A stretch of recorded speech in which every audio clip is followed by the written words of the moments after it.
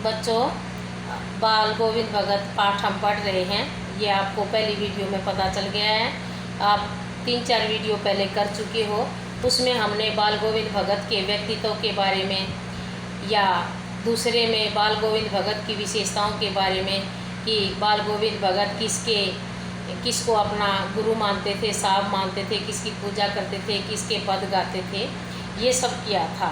उसके बाद बताया था कि बाल गोविंद भगत जब बरसात का मौसम होता था या बाल गोविंद भगत खेती भी करते थे, साधु भी थे, ये सब बातें हम कर चुके हैं। तो वे जब खेत में धान लगाते हैं और संगीत गाते हैं तो उनका संगीत लोगों को मंत्रमुग्ध कर देता है और लेखक भी उनके संगीत से प्रभावित है। अब आगे फिर उनके संगीत के बारे में ही इस पहरे में बताया जा रहा है। तो पहले बात बताई गई भादों के बारे में, ना आषाढ़ के बारे में। अब हम भादों के महीने की बात कर रहे हैं। जब भादों मास में बारिश होती है तो बाल गोविंद भगत क्या करते हैं। भादों की वह अंधेरी अधरतिया, भादों का महीना है और अंधेरी रात है, और अंधेरी रात भी बेटा आधी रात है। रात के 1-2 बजे का टाइम है, 12 से 2 बजे के लगभग। अभी थोड़ी ही देर पहले मूसलाधार वर्षा हुई। भादों के महीने में भी बरसात होती है। बादलों की गरज, बिजली की तड़प में आपने कुछ नहीं सुना होगा। जब बादल गरज रहे थे, बिजली कड़क रही थी, तो बरसात तेज हो रही थी, तो आपको और कुछ भी नहीं सुनाई देता क्योंकि उसका ही शोर काफ़ी था। किंतु अब झिल्ली की झनकार या दादुरों की टटर बाल गोविंद भगत के संगीत को अपने कोलाहल में नहीं डुबो सकती। लेकिन अब बरसात बंद हो गई है, रात आधी है, लेकिन क्या हुआ है, अब किसकी आवाज़ है।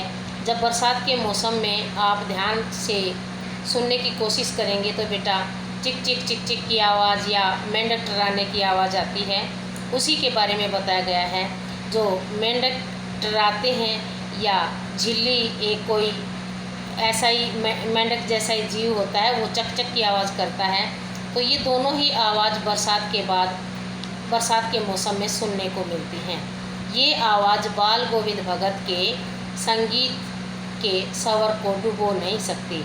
अर्थात कहने का क्या मतलब है कि बाल गोविंद भगत जब वर्षा के अंदर संगीत गा रहे थे तो किसी को नहीं सुनाई दे रहा था, लेकिन अब मेंढक की आवाज़ और झिल्ली की चकचक में सभी के घर तक बाल गोविंद भगत के संगीत की आवाज़ आ रही है। जब वे भादों के महीने में आधी रात में अधरतिया गाया करते थे। तो ये बात यहाँ पर बताई गई है, वे भादों के महीने में अधरतिया गाते हैं। ये बाल गोविंद भगत के संगीत को रोक नहीं सकती। कौन? झिल्ली की आवाज़ और मेंढक की टटर, दादुर में मेंढक। उनकी खंजड़ी डिमक डिमक बज रही है। उनके हाथ में एक खंजड़ी है, ऐसे जो बजाने वाला। बुक के अंदर आप देखोगे तो हाथ में लिए हुए दिखाई भी दे जाएंगे, तो आपको पता चल जाएगा खंजड़ी एक प्रकार का जो बजाने का, हाथ से बजाने का यंत्र होता है। खंजड़ी डिमक डिमक बज रही है। वे गा रहे हैं। क्या गा रहे हैं? गोदी में पीवा चमक उठे सखिया, चिहुक उठे ना। कि हे सखी, गोदी में पति हैं और अचानक से वो चिहुक उठती है। एकदम से वो सोचती है, चमक उठती है कि मेरा प्रेम कहाँ है, मेरा पति कहाँ है।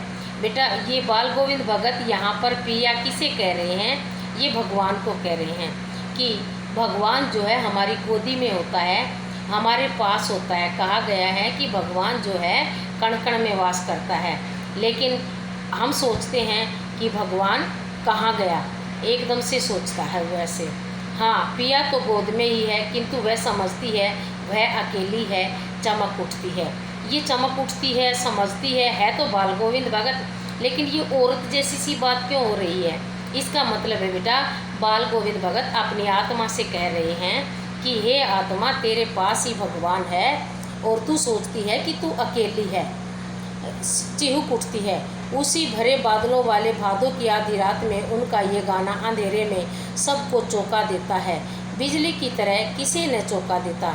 अरे अब सारा संसार नित्य सोया हुआ है, बाल गोविंद भगत का संगीत जाग रहा है, जाग रहा है। तेरी गठरी में लागा चोर, मुसाफिर जाग जरा।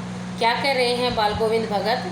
कि हे मुसाफिर तुम जाग जाओ, तुम्हारी गठरी के अंदर चोर लगा है, मतलब तुम्हारे शरीर के साथ धोखा हो रहा है, समय निकला जा रहा है और तुम भगवान के पास कभी भी मोक्ष को प्राप्त नहीं कर पाओगे, इसलिए भगवान की भक्ति करनी जरूरी है। ये बात इस पहरे के अंदर बाल गोविंद भगत ने लोगों को समझाने की कोशिश की है।